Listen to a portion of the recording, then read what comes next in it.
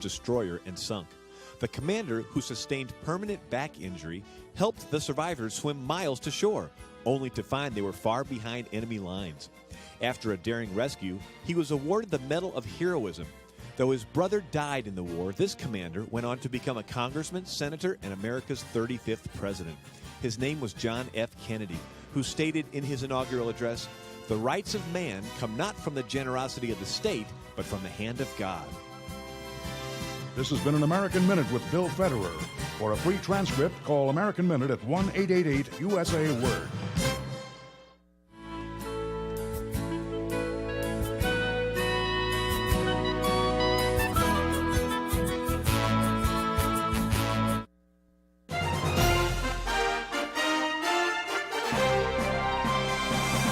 VCY America presents Crosstalk, a nationwide call-in program discussing issues that have an effect on our families, our communities, our churches, our nation, and our world. Crosstalk, an opportunity for you to voice your concerns for biblical principles. And now live by satellite and around the world on the internet at vcyamerica.org. Here is today's Crosstalk. And we do thank you for joining us on a Friday News Roundup here today on Crosstalk. Our thanks to Molly for preparing many, many stories, gathering them through the course of the week. And as usual, the stack is larger than what we will get through. We'll get into it here in just a moment. But friends, certainly we are living in yes, indeed, Scripture puts it out very clearly in 2 Timothy 3. The last days, perilous times will come. And perilous, I think, is a very correct descriptive word for where we are right now in our society. How long it's going to last, I don't know. When the Lord's coming back, I don't know. But we do know we need to be faithful. We are to be salt, and that we are to be light. And we are to occupy until our Lord Jesus comes again. And so we do so with an understanding of the times in which we live, knowing how we ought to live and respond for such a time as this.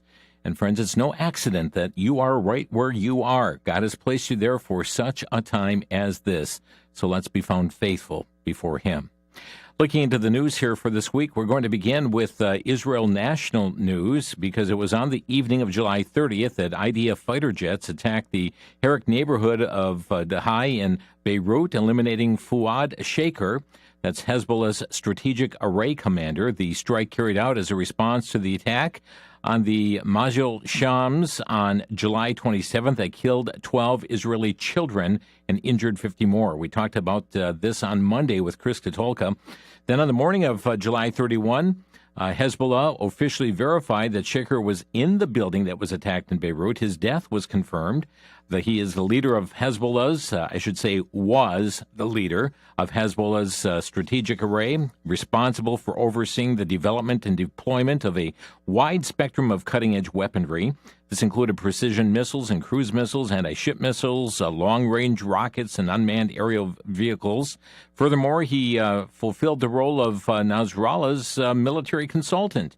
Shaker was a member in Hezbollah's Jihad Council, a body that oversees all of the military and security operations and reports to the Shura Council.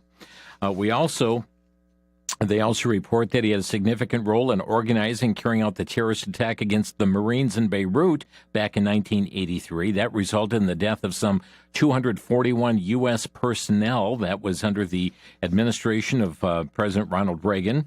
Hezbollah is compelled to cease its operations and investigate the breach of intelligence and security due to the feeling of infiltration and persecution produced by the eliminations. Another significant occurrence that transpired the same night was the elimination of Ismail Haniyeh, the leader of Hamas's political bureau, by an unknown actor in Tehran. According to local reports, he was killed while staying at the Iran's Revolutionary Guard compound. His personal escort also a casualty. He had come to Tehran to attend the inauguration of Iran's new president that took place the previous night. His funeral being held today, and yesterday a ceremony was held in Tehran. Iran declared 3 days of mourning for his death. But folks, hang on to your seatbelts because more likely is going to come.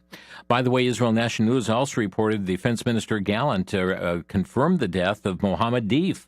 That was dubbed him the Osama bin Laden of Gaza earlier this month. And he said, we'll pursue Hamas terrorists. We won't rest until the mission is accomplished. He was the commander of Hamas's military wing and second in command of the Hamas terrorist organization in the Gaza. He initiated, planned, and executed the October 7th massacre, in which 1,200 people were killed in southern Israel, 251 hostages abducted into the Gaza Strip. Israel National News also reporting Hamas Political Bureau Chief Ismail Haniyeh was killed by an explosion device that detonated in his room, not by a missile as previously believed. The New York Times reported this on Thursday, citing 7 Middle Eastern officials, including 2 Iranians and an American official. According to the report, the bomb was planted approximately 2 months ago in the guest house, which is managed and protected by the Islamic Revolutionary Guard Corps, and is part of a large compound in northern Tehran. From townhall.com, Iranian leader Ali Khamenei vowed revenge for the assassination. And the criminal terrorist Zionist regime martyred our dear guest, he said, in our country, in our territory, and has caused our grief, but it has also prepared the ground for a severe punishment. From Worthy News, Russia has proposed that the UN Security Council adopt a statement to condemn the assassination of the Hamas leader, but the proposal was blocked by the United States, the UK, and also by France. Gatestone Institute tells us that the U.S. had donated close to $1 billion of taxpayer money to Gaza, ruled by the officially designated terrorist group Hamas in the 8 months following October 7th. Also, starting on October 7th, Hamas and Palestinian Islamic Jihad, in close cooperation with their allies in Iran's terrorist proxy Hezbollah in Lebanon, have launched more than 19,000 rockets. Gather this number from 19,000 rockets, missiles, and attack drones at Israel. This is a country smaller than New Jersey. 19,000, more than 19,000 rockets and missiles and attack drones. And yet, since October 7th, the Biden administration has rewarded Hamas with the gift of close to $1 billion in U.S. taxpayer money disguised as humanitarian aid, most of which clearly ends up in the hands of Hamas, reports the Gatestone Institute. The Free Beacon reporting Iran reportedly took in nearly $16 billion in profits from its illicit oil trade over the past several months, heightening the Biden-Harris administration's perennial lax enforcement of sanctions meant to stymie Tehran's cash flow. Iran's illicit oil trade, which is heavily sanctioned by the U.S. and other Western nations, has hit a boom period under the Biden-Harris administration, topping around make that $90 billion as of March. This cash has helped to keep the hardline regime afloat amid economic uncertainty and helps Tehran fund its network of terror proxies, including Hamas and Hezbollah. That report in the Free Beacon. From hotair.com, Secretary Mayorkas has replaced Director Cheadle with the man whose job was to oversee the protective detail which followed. Let that sink in, he says. The man who should be the one of those being investigated is now running the investigation. This is the acting secretary now of the Secret Service, the acting Secret Service director, I should say, Ronald Rowe, worked for the Obama White House. He worked in the Senate under Judiciary Chair Pat Leahy and a former Democratic staffer. Well, a Secret Service is making changes in the wake of the assassination attempt against former President Trump. The acting director said he traveled to the site on July 13th, the site of the rally. From July 13th, he said, "What I saw made me ashamed. As a career law enforcement officer and a 25-year veteran with the Secret Service, I cannot defend why that roof would not be secured." He also added, "To prevent similar lapses from occurring in the future, I directed our personnel to ensure every event site security plan is thoroughly vetted by multiple experienced supervisors before it is implemented." Also, acting Secretary Director Ronald Rowe testified before the Senate Judiciary and Senate Homeland Security Committee on Tuesday. It was a joint hearing on the assassination attempt of President Donald Trump in Butler, Pennsylvania on July the 13th. I'd like to hear, we're going to hear an exchange this segment and then also right after the break. Here is an exchange that took place with Senator Josh Hawley at this hearing. Insurance And as opposed to zeroing in on one, what more do you need to investigate to know exactly what the decision-making process was? Investigate to know that there were critical enough failures that some individuals ought to be held accountable? I mean, what more do you need to know? What I need to know is exactly what happened, and I need my investigators to do their job. And I cannot. A lot of people didn't do their jobs. I cannot jobs. put my thumb on the scale. Otherwise, what do you mean put your thumb on the scale?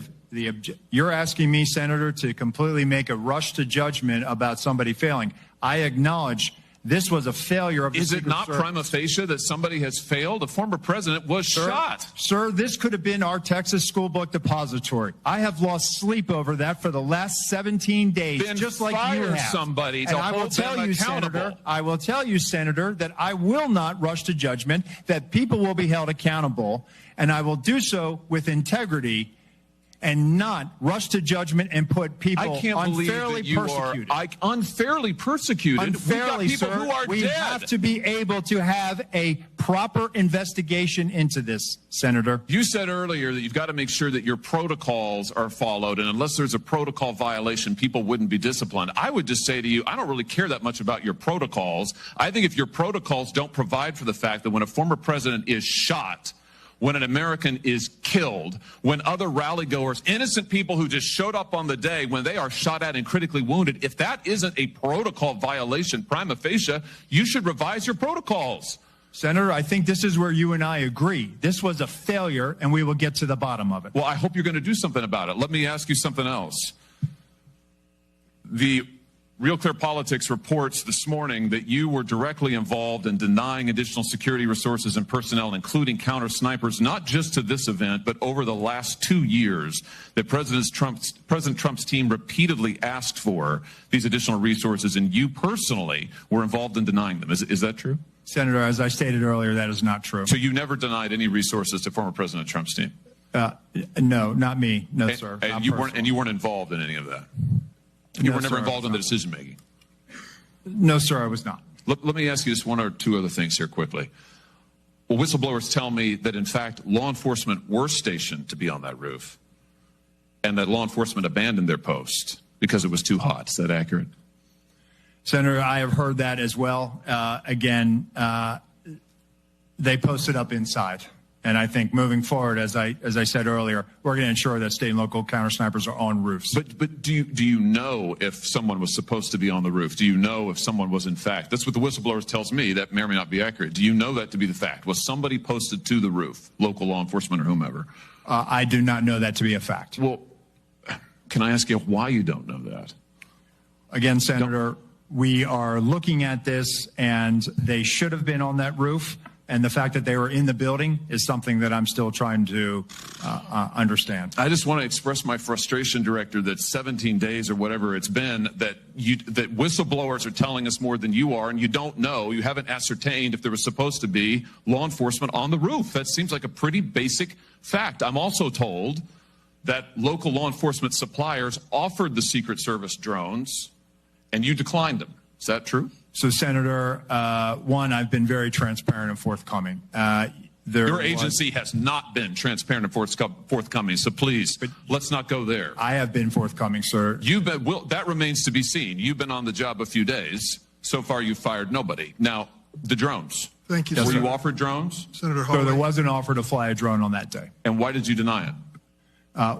Again, I think the ability of local law enforcement to provide an asset, we probably should have taken them up on it if it was offered. Probably should have taken them up on their offer. Senator Josh Hawley grilling really the new acting director of the Secret Service. We're going to be taking a quick break here on Crosstalk, and I also want you to hear one other exchange that took place with Senator Ted Cruz in regard to the July 13th, which, by the way, friends, is 3 weeks ago tomorrow, and looking for answers on these matters. We'll be back in 1 minute. You're listening to Crosstalk on the VCY America Network.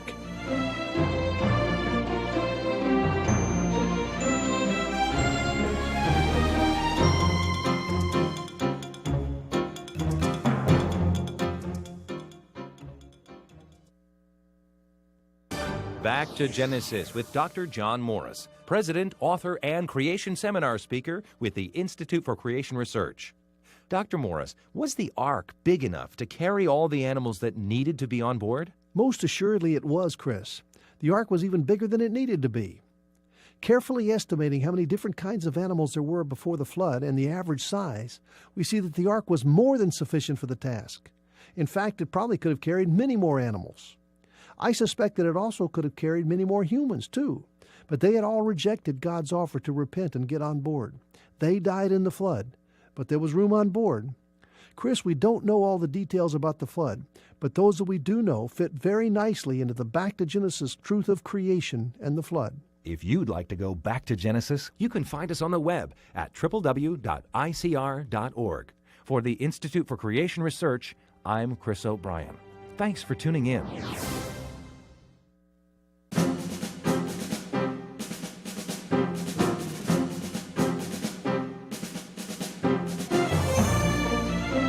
You're listening to Crosstalk on the VCY American Network, a Friday News Roundup, talking right now about the assassination attempt 3 weeks ago tomorrow. And we have the grilling that is taking place of the acting Secret Service Director now, Ronald Rowe. And not only was he grilled by Josh Hawley, but I want you to hear also the exchange that took place between he and Senator Ted Cruz. And who makes the decision to deny those requests? Did you make that decision? Which requests? Are you talking about the ones that were in the Washington Post? Yes. So the process, sir, is that a detail will make a request for either staffing, technical assets. That is handled between the field office and the detail. It goes up to a logistics office between our Okay, so there's a bureaucracy. Is there a decision maker? It's not a bureaucracy, Senator. Give me the it's a person process. that's a decision maker. Is there one? Senator, it's a conversation. It's not just an absolute yay or nay. So let me tell you what I believe. I believe that the Secret Service leadership made a political decision to deny these requests. And I think the Biden administration has been suffused with partisan politics. Did the same person who denied the request for additional security to President Trump also repeatedly deny the request for security to Robert F. Kennedy Jr., whose father was murdered by an assassin and whose uncle was murdered by an assassin? Did the same person make that decision? Senator, what I will tell you is that Secret Service agents are not political. Okay, you're not answering my question. But you know what? Leadership appointed by the president, leadership appointed by the president is political. I have a simple question, yes or no. Did the same person deny the Trump request that also denied the RFK request? That's a yes or no question. Senator, that is not a yes or no question. One, there is a process for a candidate nominee to receive protection. Does the buck stop anywhere? Does the buck stop anywhere? Bipartisan process that the Hill It's a bicameral, bipartisan process. What cameral? For a candidate, you are not a Congress. You don't have a cameral. Mr. Kennedy submitted a request that was referred over to the CPAC. Okay, you're refusing to answer the question. Let me ask, because the failures on that day were catastrophic. By the way, is it true that on the day of the Butler event that Secret Service transferred agent for President Trump to the First Lady?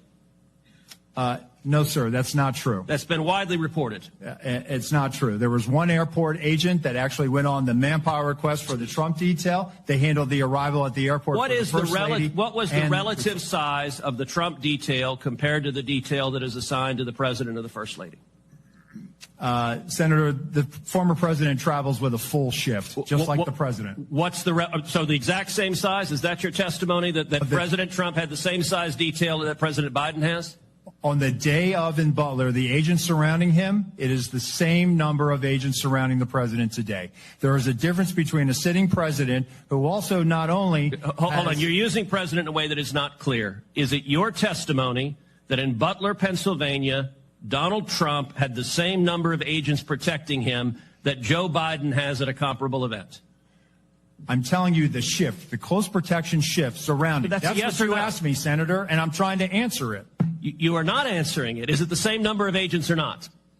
Senator, there is a difference between the sitting president of the United States. Then what's the difference? The difference? 2x, 3x, 5x, National 10x? Command Authority to launch a nuclear strike, sir. I'm not asking. Other assets how many more travel agents? With the president that the former president will you are not refusing get. To but answer the number straight. of Secret Service agents protecting him. Stop interrupting me. Go ahead, you Senator. You are refusing to answer clear and direct questions. I am asking the relative difference in the number of agents between those assigned to Donald Trump and those assigned to Joe Biden. I'm not asking why you assign more to Joe Biden. I'm asking, is the difference, is it 2x? Is it 3x? Is it 5x? Is it 10x? Senator, I will get you that number so you can see it with your own eyes. Senator. Well, there we have heated exchanges taking place earlier this week. And on July 30th, this now from Breitbart, over 2 weeks after the assassination attempt against Donald Trump, by the way, tomorrow again 3 weeks, FBI Deputy Director Paul Abate said that the agency still does not know how the would-be alleged assassin got a rifle onto the roof from which he fired. It is amazing. And according to the official narrative, and now I'm looking at an article from the Gateway Pundit, Crooks did the following all by himself without an insider's help. He flew a drone over the Pennsylvania Fairgrounds and got aerial footage of the rally layout in the day of the event, including 2 hours before Trump took the stage. He got a rangefinder through security, evaded law enforcement officers from several different state, local, and federal agencies, somehow climbed up a roof with his rifle 450 feet away from Trump, bear crawled to the perfect vantage point as bystanders alerted police, and was still able to take 8 shots at Trump. Parked a vehicle full of explosives near the Trump rally. Crooks was able to walk around the premises after snipers took a photo of him looking suspicious. A sniper located in the second-story window was only 40 feet away from Crooks and did not neutralize him. Trump was still able to take the stage after Crooks was pegged as suspicious by Secret Service. Don't have time to go into details, but we understand there was also a lapse last weekend in Nashville that also caused a delay for President Trump to take the stage. Just the News reports Senator Roger Marshall Wednesday called for a crisis intervention team to take over the Secret Service following the security failures. He said, "I've seen enough. This acting administrator is prejudiced." Also, the New York Post reporting that one of the men that was critically wounded at Trump's deadly campaign rally in Butler, Pennsylvania earlier this month has been released from the hospital. Still has a long road to recovery, his family said. James Copenhaver of Moon Township suffered life-altering injuries after he was struck by errant bullets. He was one of 3 rally-goers shot, the last surviving victim to be released from the hospital. SRN News reporting a Pennsylvania congressman who witnessed the assassination attempt against former President Trump firsthand is going to be leading the House task force charged with investigating what went wrong and recommending solutions to help ensure such an attack does not happen again. And Todd Starnes has quite an article about how efforts by Facebook and Google and other news agencies all are being caught up in erasing and diverting people away from the events of the Trump assassination attempt. Okay, Breitbart is reporting most Americans say Vice President Kamala Harris was a great deal involved in the cover-up of President Joe Biden's health, according to a YouGov/Time survey. The survey asked to what extent, if at all, were the following involved in covering up Biden's health. Listed several options like Harris or the news media, the Biden family, Democrats in Congress, the White House staff. Perhaps most notable is the fact that blame is placed on Harris. 68% say she was involved a great deal in covering up Biden's health, followed by 17% who think that she was somewhat involved in the cover-up. And speaking of Kamala Harris, she is really become adored by the media. Fawning over her, I should say. Just over a week ago, it was lesbian Senator Tammy Baldwin that opened for Kamala Harris's first presidential campaign rally. That's the headline of LGBTQ Nation. Lesbian Senator Tammy Baldwin joined for Kamala Harris's first presidential campaign rally. Then also from LifeSiteNews.com, Kamala Harris perhaps accidentally, perhaps purposefully, launched her campaign on RuPaul's Drag Race All-Stars in a video clip that was shared on X. After President Joe Biden's announcement Tuesday night that he would not seek re-election, more than 1,100 pro-LGBT political leaders Hollywood celebrities, and social media influencers reportedly signed a letter announcing their support for Harris, the White House said. The letter cites Harris as a champion for the Equality Act and the Respect for Marriage Act, and it identifies the Biden-Harris administration has been the most pro-LGBTQ plus administration in history. The LGBTQ plus community is sending a message loud and clear. We are united in support of the experienced, tough, pro-equality Vice President Kamala Harris and will do everything it takes to defeat Donald Trump and J.D. Vance, Human Rights Campaign President Kelly Robinson said. Also very interesting, as reported by LGBTQ Nation, over 25,000 LGBTQ plus people attended the Human Rights Campaign's Out for Kamala Harris virtual event. During the event, over 40 LGBTQ plus and allied actors, activists, government officials, and drag performers all shared their enthusiasm for Kamala Harris. It's reported the event was live streamed via Zoom, and YouTube included multiple queer actors, also Democratic LGBTQ plus elected officials. It included drag performers. It included CNN anchor Don Lemon and Wonder Woman actress Linda Carter and various activists and queer members of the Harris campaign, reports, again, LGBTQ Nation. And here we go again, as the same publication is telling us. Friends, there's an additional takeover of the calendar that's going on. Set aside the month of August because on Tuesday, this past Tuesday, the San Diego City Council voted unanimously to declare August Transgender History Month in the Southern California city. With the rise in anti-trans hate and bigotry, I want our trans community to know that I see you, I respect you, and I love you, as does this entire council, said Councilmember Jennifer Campbell. More importantly, our city honors and celebrates all of the wonderful contributions you have made to San Diego. Happy Transgender History Month. Now, that's the month of August, but friends, keep in mind, October is LGBTQ History Month. So we have a Transgender History Month now that has been declared for San Diego. How long before it becomes for this full state of California? How long before it's declared a Transgender History Month for the entire nation? Followed by the month of October for LGBTQ History Month. Friends, and it doesn't stop. I mean, here's notthebee.com. In a significant move to combat racism on a global scale, the International Botanical Congress. Now, this is not the Bee. This is not the spoof site. This is one that tells the news, but it sounds like it's spoof. The International Botanical Congress has taken a stand by deciding to rename over 200 photosynthetic species, which include plants, algae, and fungi. And they're doing so because evidently there are many racist names for various plants. They voted to create a special committee dedicating to renaming plants and getting rid of offensive slurs in the plant world. According to The Guardian, Kevin Thiel, a plant taxonomist at Australia National University who proposed the change, said that he was relieved. It was a small step toward addressing this issue. Well, so much other information and news this week. This from Jihad Watch. 3 Palestinian terror suspects caught after crossing border illegally as overwhelmed agents warn, I probably let terrorists in. This on the New York Post. Border agents detained 3 Palestinian migrants who illegally crossed the southern border after they were found to have possible ties to terrorist organizations earlier this month, according to sources. One of the migrants had salacious photos on their phone, including a picture of a masked man holding an AK-47 rifle, federal law enforcement sources said. In addition to the 3 Palestinian, federal authorities caught 1 migrant from Turkey who was also suspected of having ties to terror groups.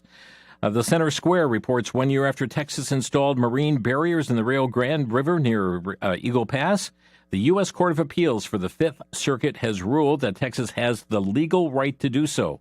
It also reversed a district court's preliminary injunction and remanded the case back to the court with instructions to vacate the preliminary injunction and for further proceedings consistent with the opinion. The court ruled in favor of Texas on a 10-7 vote.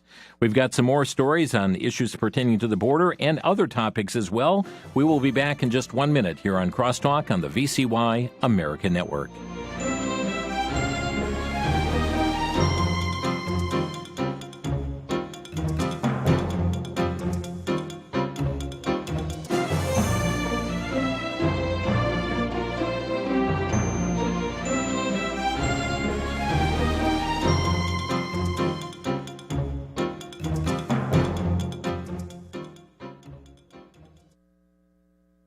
Pastor Ken Spilger was discouraged.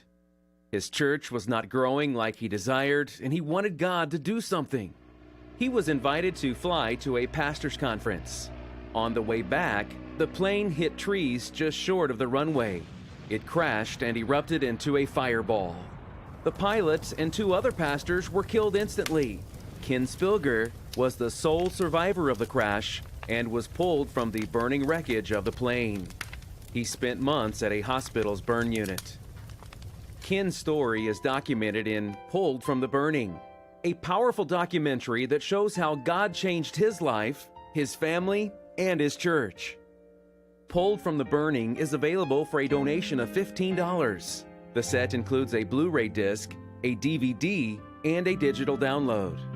For Pulled from the Burning, call VCY America, 1-800-729-9829.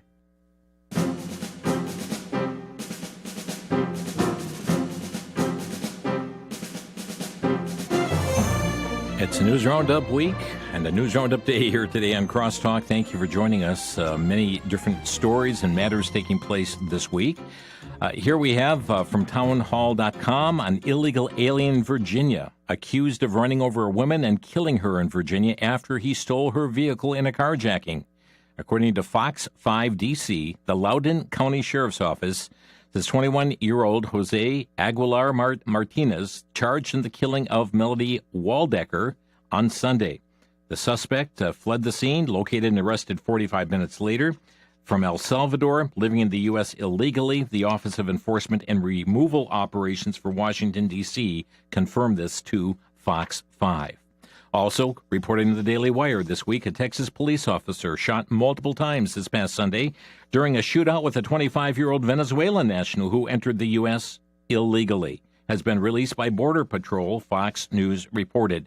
The shootout began after officers from the San Antonio Police Department responded to a domestic violence call and ended with the suspect dead and an officer wounded. Officer is expected to survive. That was following a surgery that had taken place for him.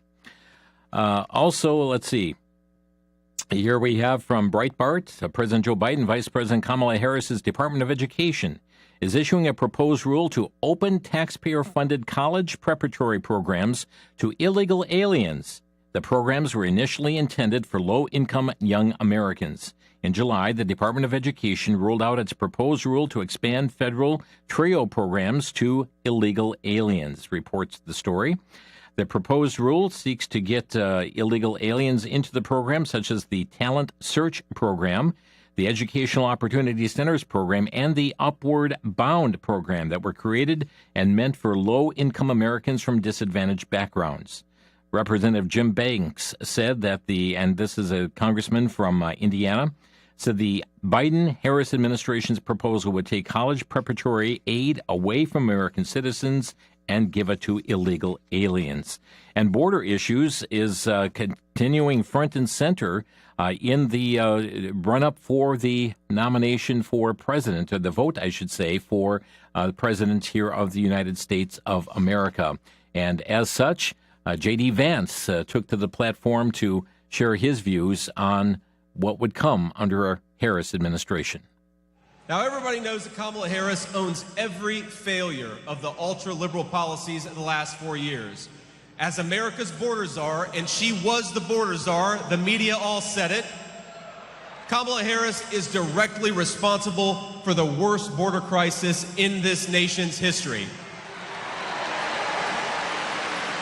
On her watch, more than 10 million illegal aliens have invaded our country, and it wasn't by accident, it was by design.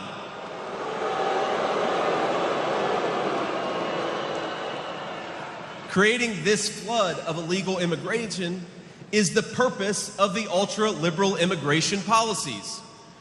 They said they were going to do it, and then they did it on Kamala Harris's first day in office. They suspended deportations, they stopped building Donald Trump's border wall, they reinstated catch and release, and they proposed amnesty for millions of illegal aliens. On the first moment, from the moment go, Kamala Harris and the Democrats sent engraved invitations to millions of illegal immigrations around the world. And now they're here because they were invited. They were invited by our own border czar. Can you believe it? Now, the chief of Border Patrol was appointed over a year ago, but border czar Kamala Harris hasn't even spoken a single word to him.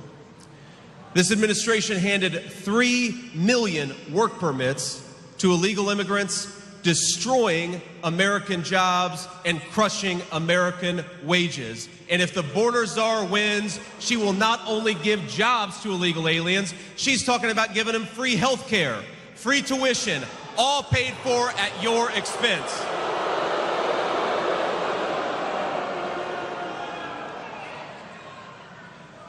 I agree. Worst of all, Kamala Harris would happily erode every protection we have to prevent them from voting. She wants to hand over control of our country to people who shouldn't be here in the first place, and we cannot let her.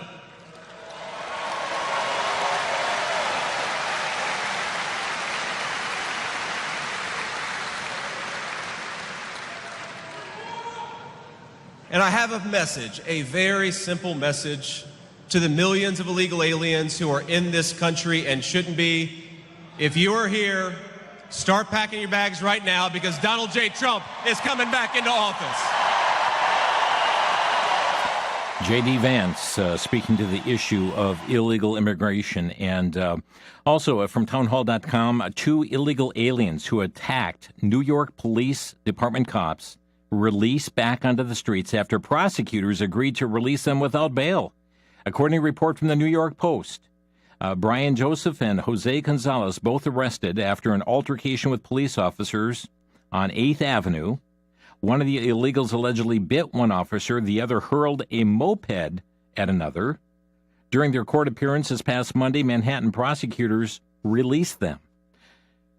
An officer said, what kind of message is it sending to the public? This was a Manhattan officer. He said they are basically saying anyone in blue uniform is a human piñata. Another cop told the Post that the decision is allowing open war on cops. From Fox Business, President Biden says his administration is taking another major step in student debt handouts, as the Department of Education will start emailing tens of millions of Americans, informing them of potential options heading their way around the time of the presidential election. The Department of Education says all borrowers with at least one outstanding federally held student loan should expect a message in their inbox notifying them that they have until August 30th to call their senator and opt out if they don't want the relief, the rules of which are expected to be finalized by the department this fall. And incidentally, friends, here from NBC Palm Springs, the U.S. national debt hit a record $35 trillion. It's even outpacing the predictions of economists. Amazing. Todd Starnes reporting children in Massachusetts will no longer have mothers or fathers. House Bill 4750 would ensure legal equality for parents, would update the state's general laws establishing parentage, custody, support, and visitation of a child. The bill would replace the use of mother with person who gave birth. It would also replace the term man and woman with persons and replace mother with person who gave birth. Significant legislative development. It was called an Act to Ensure Legal Parentage Equality. State House members passed the bill 156-0 before the state Senate approved it 40-0. They're calling it a major victory for so-called transgender people. Pete Buttigieg. And I know this was mentioned the other day on Crosstalk, but just to hear him say this is amazing. His comments on abortion have sparked an online response from people who say he's defending irresponsible men who don't want to be fathers. He made the statement about abortion being a great thing so that men can be free. Here's what he had to say. But for all of that, what's really filling my sails right now, and what I think Kamala Harris is expressing so well right now, is the positive side of all this, a reminder of what we are for, namely freedom.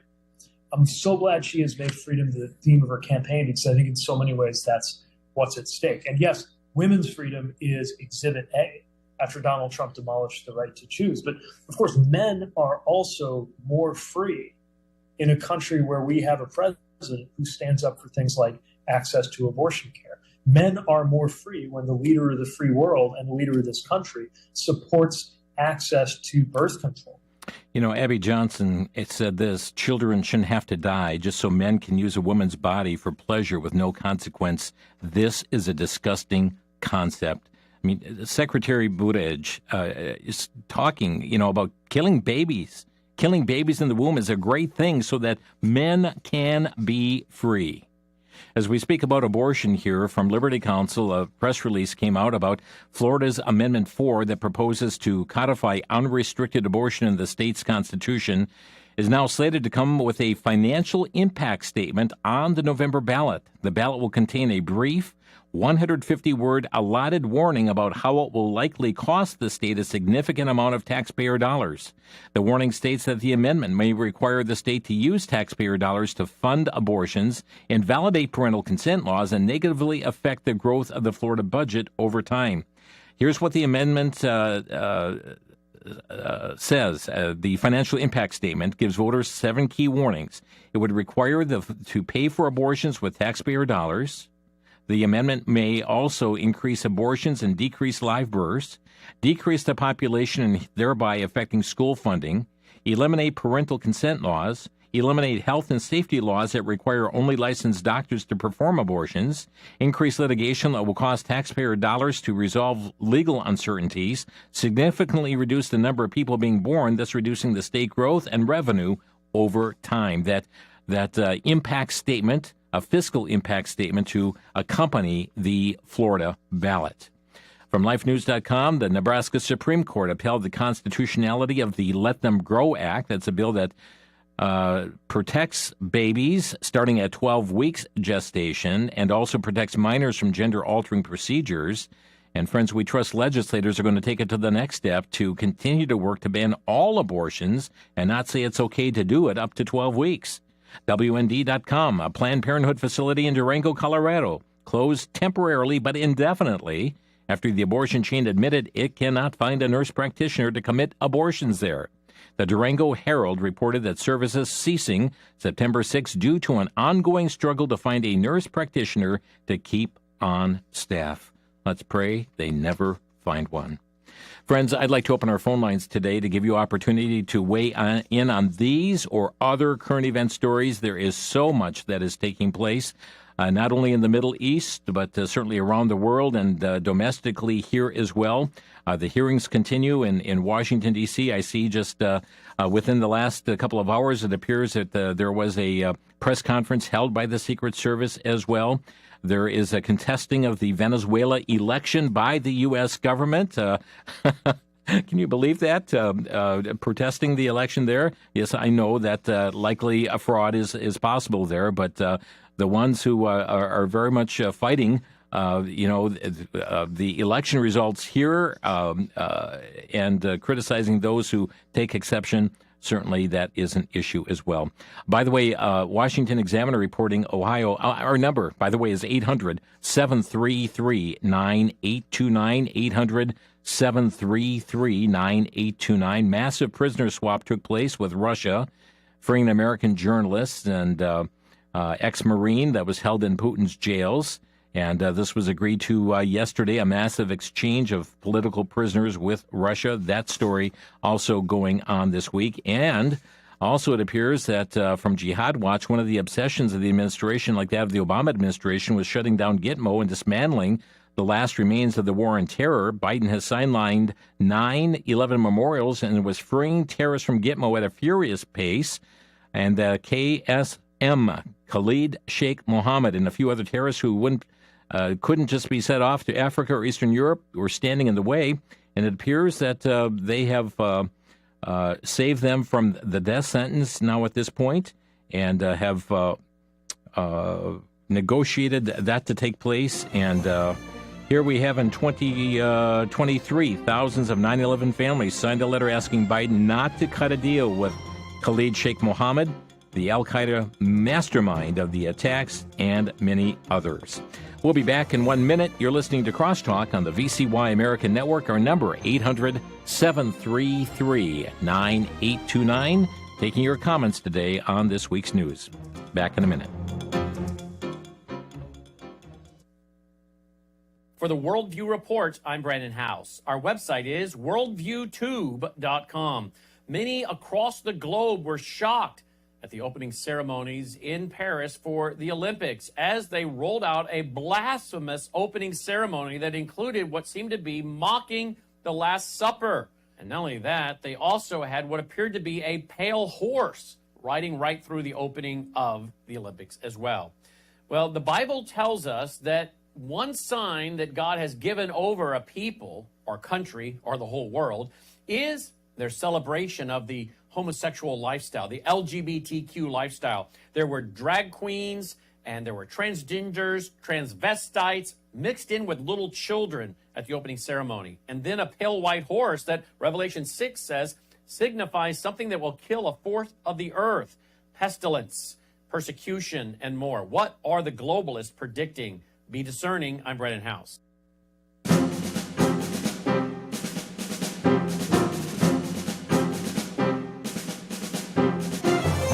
You're listening to Crosstalk on VCY America. A reminder, less than 100 days now to the November 5th election, and there are elections between now and then that are so important with primaries coming up, congressional primary dates here on August 6th, Kansas, Michigan, Missouri, Washington.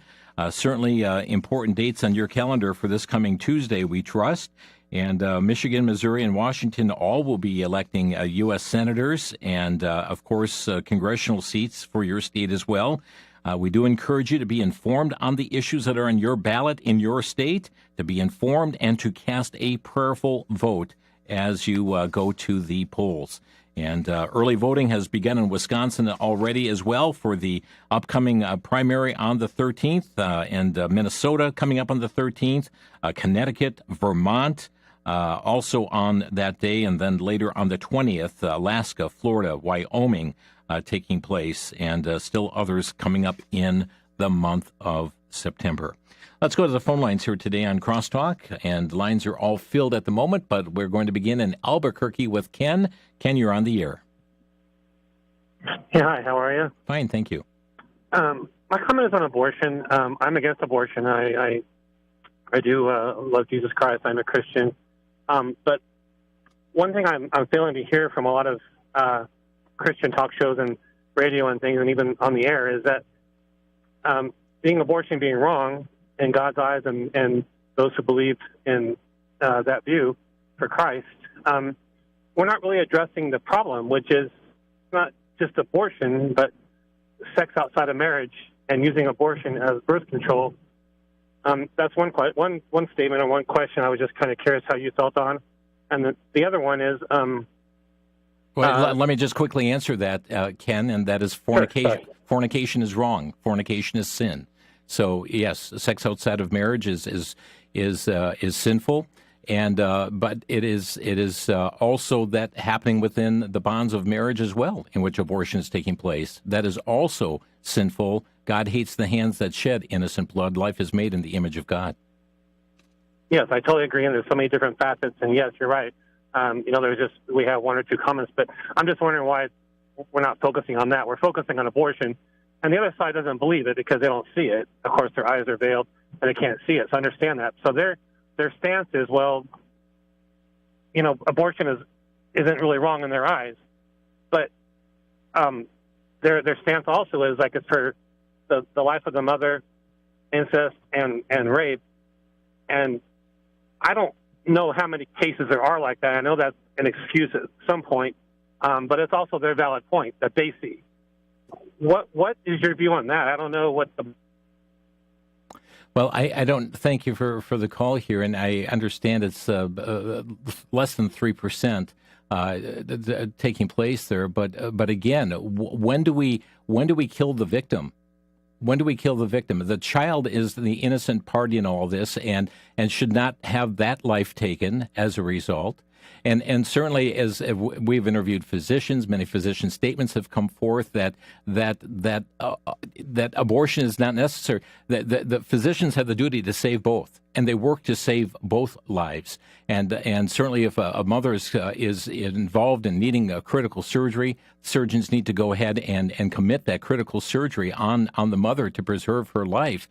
And Lord willing, they're going to work also to save the life of the baby, but not making the baby the victim in the case of rape or incest it is just preposterous that we would issue a death sentence on the baby as a result. Thanks for the call. Others are lined up here as well. Greg in Los Alamos, New Mexico, you're on the air. Hi, thank you for my call. I'm worried. Trump seems to be playing both sides at once in that he talks about, America first all the time, but then he just had this big conference with all the crypto guys promising that America was basically going to be number one in this brand new world global banking thing. And then also that he's dumping Project 2025, which I don't know is a good or bad thing. I know the leader of it, the guy that just got put in charge when the other one stepped down, is a member of a secret Catholic organization, Ope Diem or something like that. And he picks a Catholic for his vice president. What's up with that? Well, give me your comment on it. I mean, just give you your chance to comment. What's up with that? What's your take on that, Greg? Well, I don't know. From everything I've listened to that, you've said and Brandon Howe has said about Catholics, I'd be very, very worried at having another one in the White House. I mean, we've already had two, and the country hasn't done well under them. Okay, thank you for your comments here, Greg. And again, this is a matter of certainly who is going to lead our nation. I don't believe that we're talking about a pastor for the nation as far as coming from the White House. And that is something also to keep in mind with this as well. We believe that there are some very strong differences between what the Bible teaches and what is taught through Roman Catholicism as well. Things that have been enumerated in the past here on this program. Randy in Tomo, Wisconsin, you're on the air. Yeah, hello, Jim.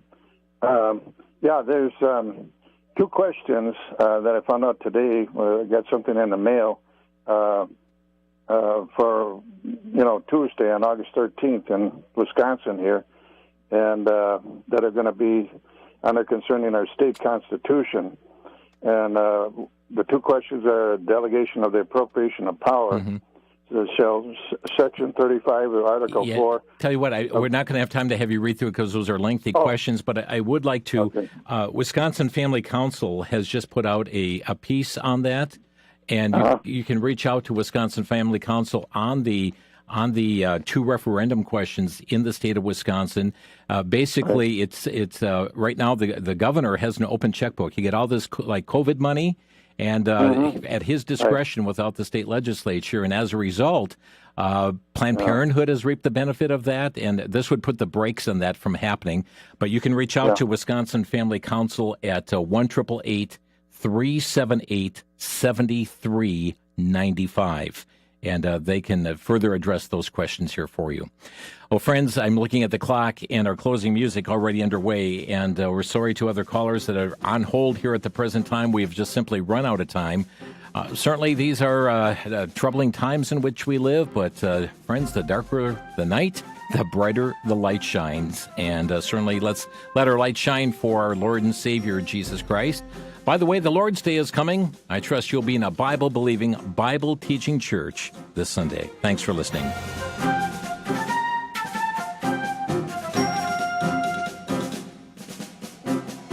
You've been listening to Crosstalk via satellite and the internet from VCY America. Views expressed may or may not be those of this station. For a CD of today's program, send a donation of $6 or more to VCY Tape Ministry, 3434 West Kilbourne Avenue, Milwaukee, Wisconsin, 53208, or download by RSS or podcast from crosstalkamerica.com. And join us again for Crosstalk.